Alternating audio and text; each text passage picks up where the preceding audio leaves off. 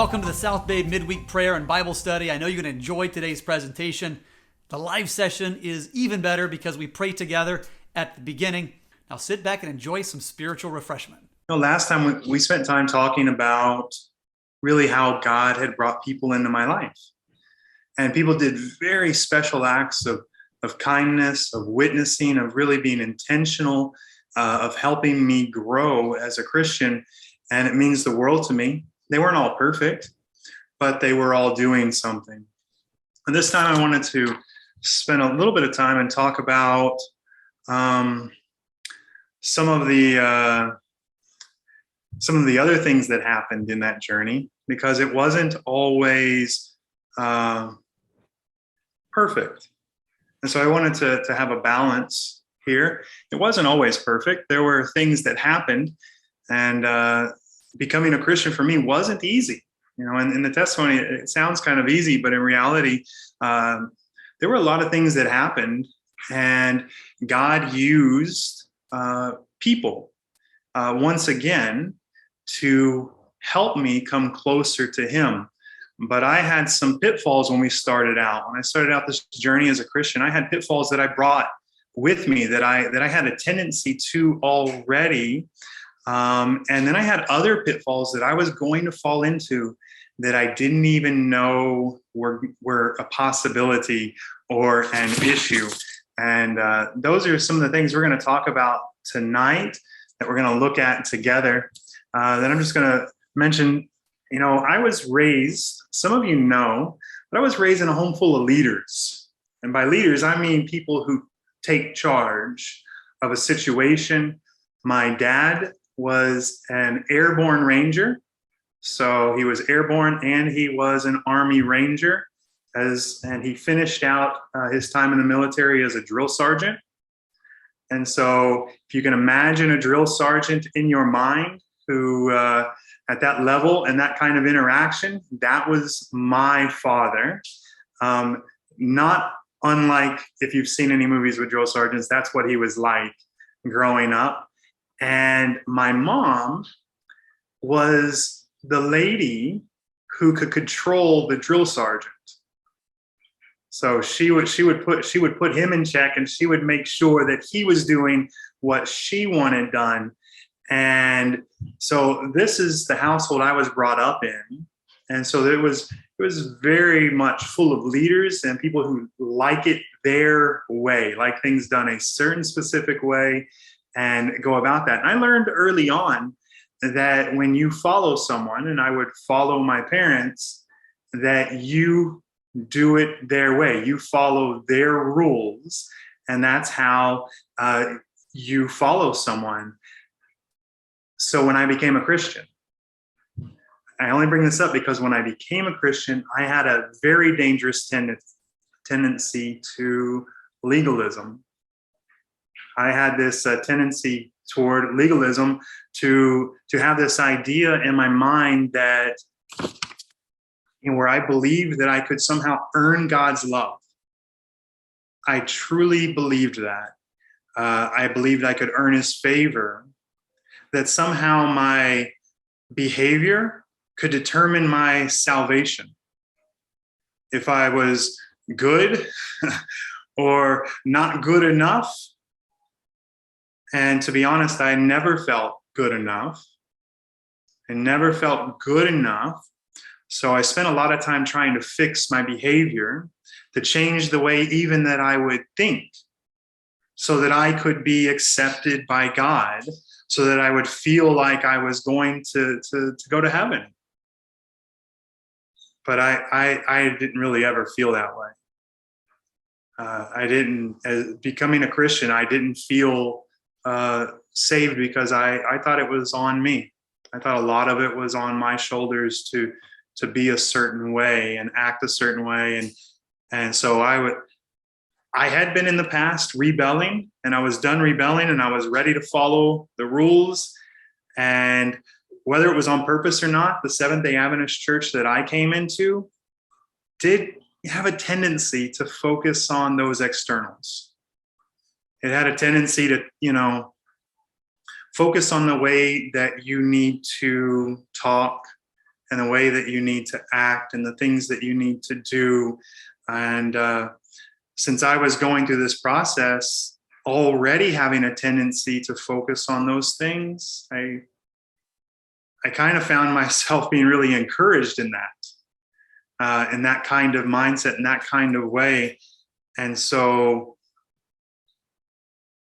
I started hearing a lot of the rules and just focusing in on the rules that were coming in the church there. And one of those rules that wasn't a rule, it isn't a rule, but it was a rule in the church I was in, and that was being a vegetarian. And I know a lot of people that come into the Seventh-day Adventist church are like, oh, everybody here's every Seventh-day Adventist is a vegetarian. And I'm like, well, that's not the case. That's not true. But in the church I was in, while it wasn't true, there were rules about, like meat will never cross the doorway of this church. That's a direct quote from leadership in the church I was attending based on a conversation I had with them. Meat will never cross the doorway and enter into this building. And so there were some of these mindsets that were being thrown my way.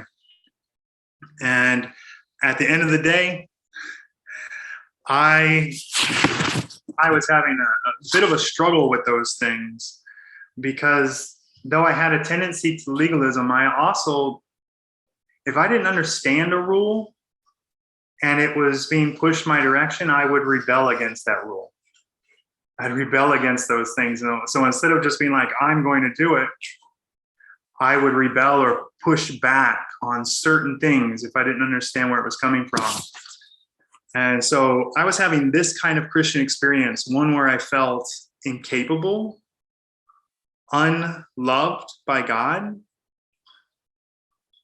lost.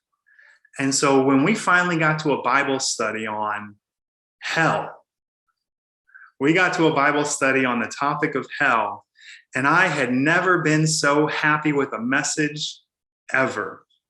Just the greatest message I ever heard, because I was 100% sure I was lost. Even though I was going to church, even though I was studying the Bible, I was sure I was lost. And at least it wasn't going to be so bad. It was very different than what I had in my mind. So I was like, I'm okay with that. So the fear that I had about that was kind of cast to the side.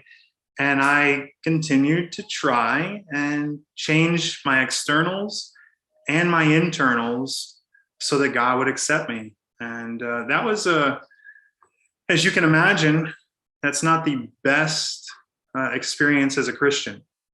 It just doesn't really work out. And I would stay in this mindset for years. Like, this would be my mindset for the next several years and many years as a Christian. I would be thinking in these terms between God and me. And at the end of the day, if each day I would look at all of the things I had done, and I would ask myself the question about how good I had been, how many sins I had committed, what triumphs I had had concerning temptations that had come my way, and I would weigh it out. And basically every day, or most every day, I was defeated and left feeling hopeless. Like I had no hope as a Christian. And that was bringing me, eventually, it was going to bring me to a breaking point in my Christian experience. It was just getting worse and worse, and it would as those years went by, of how I was experiencing God and how I was experiencing church. So another struggle I had in my life, even before becoming a Christian, was my identity. Who am I? Who am I? And I had that wrapped up in, I am what I do. I am what I listen to. I am what I wear. I am what I watch. I am how I feel. One of the things was especially I am my depression. I thought those things defined me, and that's where I got my identity from. And the list goes on because it was basically anything I was into or doing. And just like today, I might talk about my identity in things I like to do. Like I like to go play disc golf. Some of you know I'm a runner. I love to run. And I'm not an ultra marathoner like some in our group, but I really do like to run and enjoy the experience. And I would say that in the past, I would say that's who I was. I am a runner. I am a disc golfer. This struggle goes all the way through, and still even today, I have some of that. And I want to share an experience with you that I had when we were studying the Bible that had a lot to do with my identity. You know, they were coming by week after week, studying topic after topic, and eventually they made it to a topic that they were scared to study with us. And they had, behind the scenes, they had been arguing and trading this topic off because none of them wanted to study it with us because they were fearful of our reaction to them, of how we might respond to this Bible teaching. And so when they started studying the topic of adornment, and I almost say it with caution because it is such a touchy subject for some of us, adornment, when they started to study with us, they were scared in the middle of the Bible study. And at the end of the Bible study, they were so scared they backed off and made an audible to the Bible study and said, so what you need to do is just take off your adornment when you get baptized, and then you can put it back on. And they said that. And we won't get into that, okay? That's not the point of this. We were talking about adornment, and they made this call that we could take it off and then we could put it back on. So I'm going to talk about this from my perspective. When they talked about adornment, sometimes when we talk about adornment, all we see is, and all we bring up is jewelry. But the reality is when I talk about adornment, when I use that terminology, I mean, I loved my adornment. I loved it, from the clothes that I wore, the style that I had, the tattoos that I was choosing, the jewelry that I wore, the piercings that I had. I loved all of that. And I had wrapped up my identity in those things. So that was the identity that I had worn on the outside, so that when people looked at me, they saw something very specific. Only a certain part of me could be seen, and it was the part I chose for people to see. And that's how I presented my identity to other people. Now, it wasn't an honest identity. It was only part of the picture, that others would see. And so when they started, they brought this up, and I'm going to have to get make some changes leading up to our baptism. I went and got a pair of pliers because I had to remove some things from my body, and they weren't coming out without some help. And so I started this process, and I was home alone. Crystal was at work.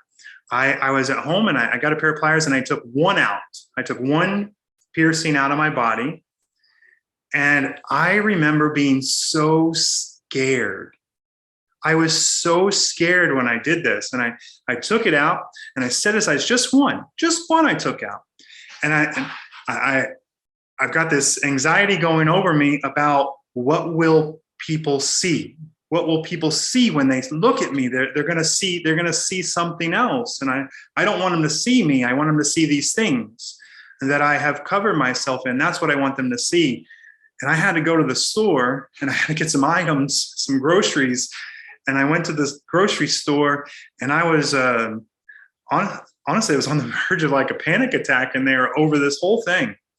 And I get to the register, and I'm like, oh, what is she going to say? Because where I was, the people at the register always talk to you, always have a conversation with you. And I'm there. What are they going to say? And you know what? That lady didn't even notice. She had no idea that I had taken a piercing out. She just had no clue. And I was very relieved. I was so relieved over that. And I went home, and each week I would take one out.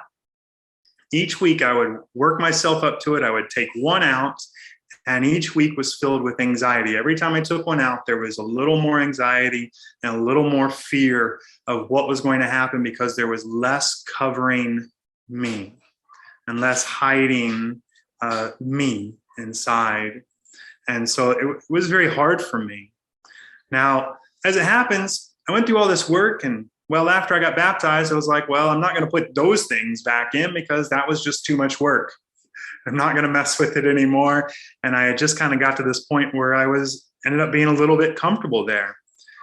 But it wouldn't be for a while till I found a new identity about who I am, not being about what I'm wearing. Today, when I get dressed, that is not who I am. The clothes I wear are not who I am. They are just something I'm choosing to wear. And I choose by allowing God to direct many of those guidelines and choices for the things that I'm wearing. And, but then at the time, there wasn't something on the other side. I was losing my identity, but I didn't know who I was going to be on the other side of that. And so years later, I would find that I was accepting Christ's identity. Eventually, I was accepting Christ as my identity. But at that time, it was really just about a rule that God had given, a guideline that God had given, and I needed to follow a rule. And that's all I was doing, was following a rule. But not today. That's not the way it is today. I really find joy and freedom in being seen and seeing other people, seeing past those things and seeing who each of us are. And so I found a very nice experience in this, but it took me many years to get to that experience, because I wasn't seeing where I was going. I was just seeing a rule I needed to follow, and there wasn't a lot of hope in that. So, decisions kept getting made along our journey, and our families were not making it easy. They were noticing many of the changes we were making. They were not very excited that we were going to church on a new day. They didn't like it. Our families did not like it when we quit drinking. When we quit drinking alcohol, they didn't appreciate that. They thought that was some sort of weird thing going on in our lives, and how could that happen? They really didn't like it when we quit eating pork. They thought that was like the worst thing we could ever do. And we would go over to eat meals with our family, and every meal was filled with some sort of aggression or agitation or irritation. There was, they would make comments about us being Jewish, and those are the nicest comments that I can mention here with our group, but they would make plenty of comments to us, really giving us a hard time about the decisions that we were making. There were many meals, basically almost every meal for a year or two. We would come over for a meal to eat, and we would sit down, and there would be nothing on the table without pork in it. There was nothing on the table we could eat. And so we would come over for a family meal, and we would sit down, and we would watch them eat their food, and we would have a glass of water and maybe a piece of bread. And that was our meals with our family for quite a long time. It was very rough. So it hadn't been an easy decision to follow God's guidelines on clean, unclean. And I hadn't made that decision easily. It had been quite the battle with God and with what the Bible says for me. So when potluck came, and we were sitting down at potluck, and this person started sitting across from us at periodic potlucks, and they would give us lectures on becoming a vegetarian and becoming a vegan, potluck after potluck after potluck. And they had no idea what was going on in our life, and they didn't know the struggle we were having with clean and unclean meats, and they didn't know our family struggles and what was happening there. But they would tell us all of these things about vegetarian food. I didn't like it. to say the least. I did not like the conversation. It was very pushy, and it wasn't aware of where we were even at in our Christian growth. And so they would push, and I would listen, but inside I would get angry, and I started to cater a little rebellion on this point. And when I say a little, it grew into a lot. It's to the point where I really didn't like hearing about vegetarianism. I didn't like when people spoke about it, when people promoted it. If people were like, oh, we need to have vegetarian food, it would irritate me. I would even argue with people about it, because the more I got pushed, the more I dig my heels in. And then I was in a pretty bad spot. I had not only had the tendency to legalism, but now I was having a tendency to rebellion as I was getting pushed. And after I was baptized, I'm in this place of rebellion. I've got this legalistic mindset. And one of the people who studied the Bible with me came to me and said, I've got DVDs. I've got DVDs for those people who are advanced, for the advanced group. And I wanted to be advanced. So I took the DVDs. Well, little did I know what those DVDs were really all about. And as I started watching these DVDs that called themselves sermons, they were far from it. They were exciting. They were full of all kinds of information. They drew me right in. I learned, really what I learned about is what the devil was doing through different groups and through different people and through different ways. And I would learn about that. I learned about the symbols and all the words and phrases that they would use and operate. And I ended up finding myself looking for these things everywhere. So I started watching things I would never watch, just so I could find the newest thing that the devil had put out, and the newest communication that he was doing, and the newest workings he was up to. And this is where I ended up spending more and more of my time, is watching and seeking out what the enemy was doing. This ended up sweeping the church I was in. So the church got swept with this, and it has many others. I've been around the country. This can sweep an entire church. And I learned a principle: by beholding, we are changed. And by choosing to behold something like that, I was changed, and many others were as well. No longer looking for Christ, but looking at the work of the enemy, and really loving to look at it. But there was something happening in me and something happening in others. That movement moved into the next thing, the next conspiracy, or many of the people I was with in my church, they were talking about how Shakespeare didn't write Shakespeare, and how the moon landing was whatever it was, and the earth and the trails in the sky, and so on and so on. And even sermons that were bashing our own Seventh-day Adventist preachers and leaders for being whatever they might be. And before long, I found myself in a pretty rough place, because I was just looking at the enemy all day long. And many of the people that I was friends with at that time are still in that place.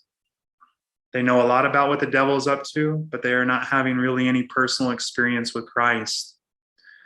And so with my tendency to legalism, which left me broken as a Christian and hopeless, with my identity being wrapped up in things, and many of those things leaving, my lack of a focus on Christ, so I had no power in my Christian experience at all, and my anger over vegetarianism, God had a plan. God, though some people intentionally or unintentionally had been a part of the journey I was taking in some negative ways, God had a plan, and God was going to use people to help. And I want to share a couple of those people. I went to meet my friend at the traveling sanctuary. We're going to have it at the church next year. And my friend was 2 hours late. So I had a lot of time to talk to one of the men there that were working on the traveling sanctuary. And he shared with me that he was living at this school, that he was working there with a group. And I had questions for him because I was about to go away to an evangelism school. And they sent out this agreement between us that said, I will eat vegan food, vegan or vegetarian, while at the school for the term of the program. And I was having a hard time with that idea, honestly. But that's what they were saying was an agreement we needed to make. And I was thinking about this agreement, whether or not I wanted to make it. And so when this guy said he was at a school and I asked him about it, do they serve, vegan food there? And he's like, oh yeah. I wanted to know what that was like, eating all that food. I hadn't liked any of the vegetarian food I had up to that point. So I wanted to know what it was like, maybe at a school, eating that all the time. And he looked at me and he gave the weirdest answer I've ever heard. This answer just doesn't make any sense to the question I asked. He said, Jack, do you remember what it's like to be drunk? And I said, yes. And he said, do you know what it's like to be sober? And I said, yes. And he said, it's just like that. It's just like that. And I thought about that for a minute, that it's like going from drunk to being sober. And the weirdest thing happened. I had another question for him. My curiosity was piqued. And I said, how long does that take? And he said, about 3 months. And so I knew, okay, right then I knew I'm going to test God. I'm going away to an evangelism school that's 3.5 months long, and I'm going to test God, and I'm going to see if this is true. I'm going to see if this is true. I've got 3.5 months to eat vegan or vegetarian. I'm going to give it a shot and see if I go from drunk to sober. Well, a couple months before I went away to school, they sent me a list of Bible verses to memorize. And those Bible verses there were about 200 of them. They wanted me to memorize about 200 Bible verses. I made flashcards and I got after it. And after 2 weeks, I had not memorized one single Bible verse. I couldn't do it. Could not memorize it. No matter how many hours I put in working on it, I couldn't even get one. And my view of what was about to happen at school was I felt very scared. Since I can't memorize one, how am I going to memorize all of these? So I went to school for that 3.5 month period, and I followed the agreement with the food, and I prayed every day, and I studied, and I ate that diet. I prayed and I studied, and I ate and I prayed and I studied every single day. And before long, not only could I memorize Bible verses very quickly, but I could memorize an entire test, all of the things that we had studied. I just had it. I just had it. Read it over, and it would just be there. And it is an amazing miracle that God performed. And this was nothing short of a miracle that God was performing as a result from me trying that out, praying and studying. I prayed and I trusted him and I studied, and it was amazing what God was doing in my mind. And I look back on that, besides the amount of weight, I lost 25 pounds in those 3 months. It was amazing. And I ate more food than I had ever eaten. God was really showing me the advantage of this in my life and how it really was like from being drunk to being sober. And there's another aspect of that I hadn't planned to share, but my relationship with God was growing too. Like my communication with God, my understanding of the Bible, like being able to hear the Bible speak was getting clearer as that was happening.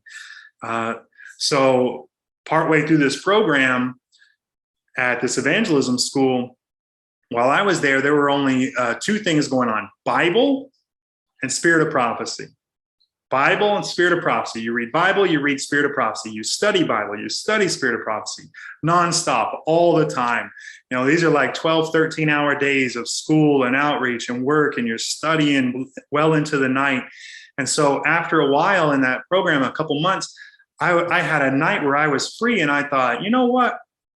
I'm going to watch a sermon. And I pulled out my case of sermons that I had brought, and I picked out one of my old favorites, and I put it in. And as I'm watching it, as I'm watching one of these videos that I had been given so long ago that focused on the enemy, I suddenly could see that it focused on the enemy. There was nothing of, it wasn't all about Christ. It was in fact the opposite. It was all about the enemy. And it was such a contrast after that kind of experience, just being in the Word of God all the time and seeing the things of God all the time instead of the things of the enemy, that I just took it out, and I took all of those videos and I threw everything like that. I threw it all in the trash, and I said, I'm done with it. I don't want that in my life anymore. There's no benefit there.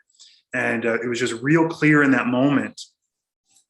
And so God at that school had rescued me from the rebellion that I was experiencing over the vegetarianism.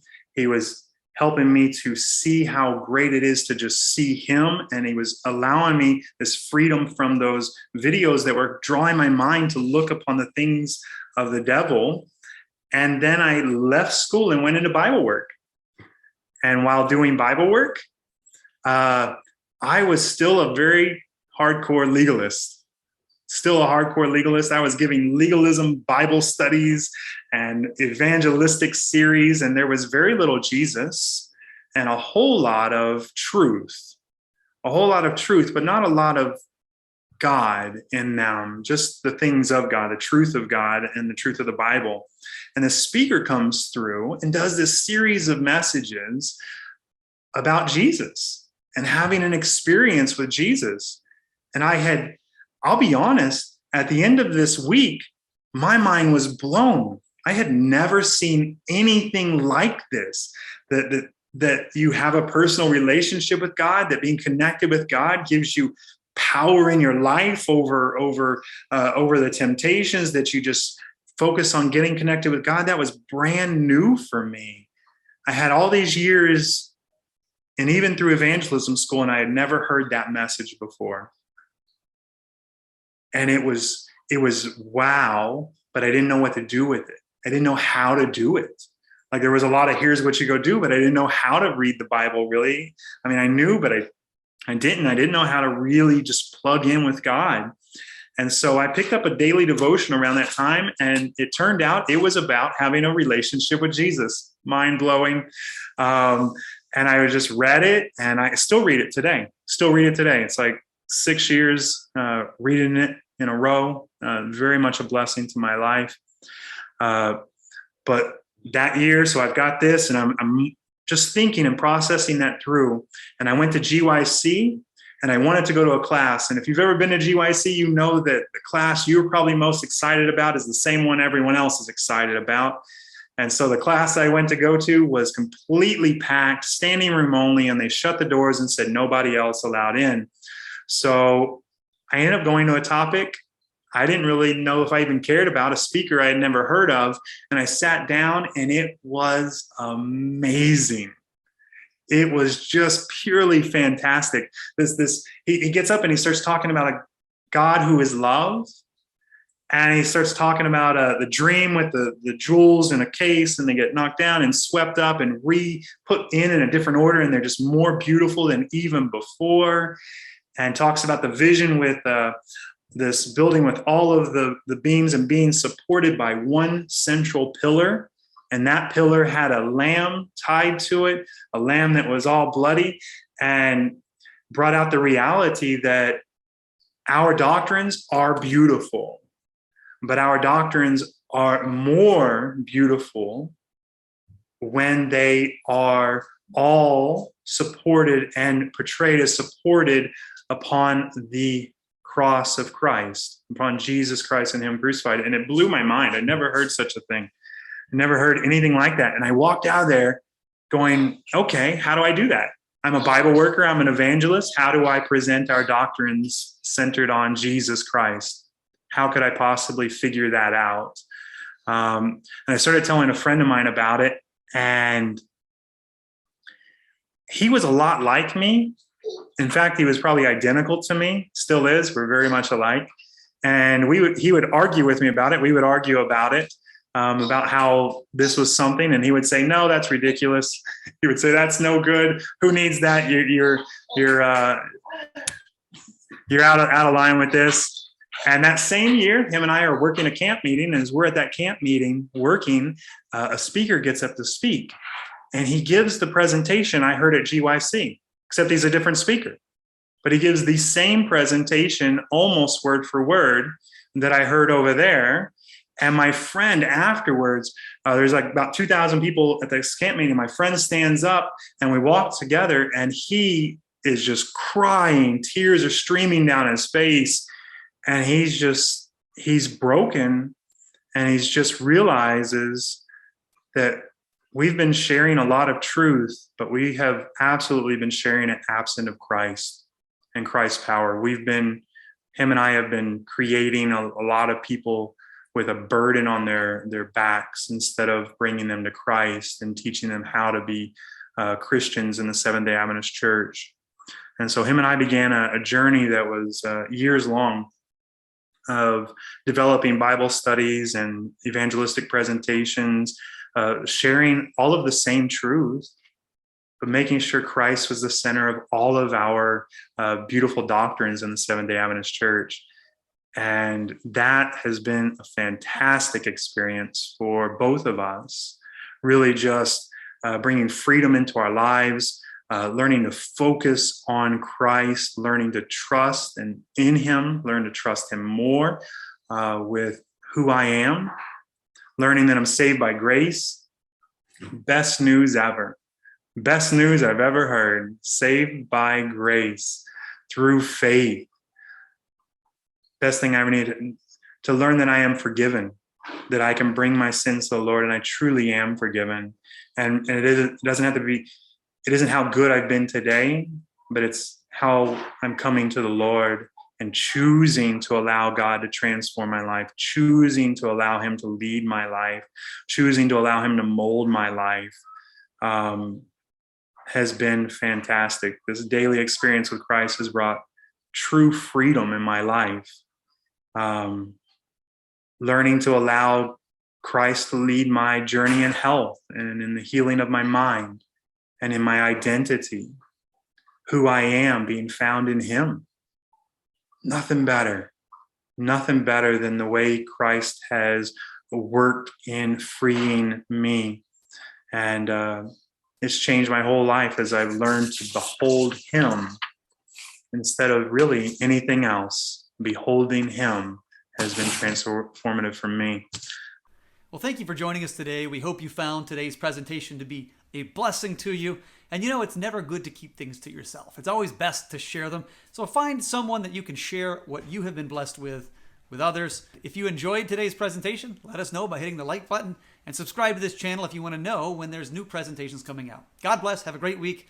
We'll see you next week.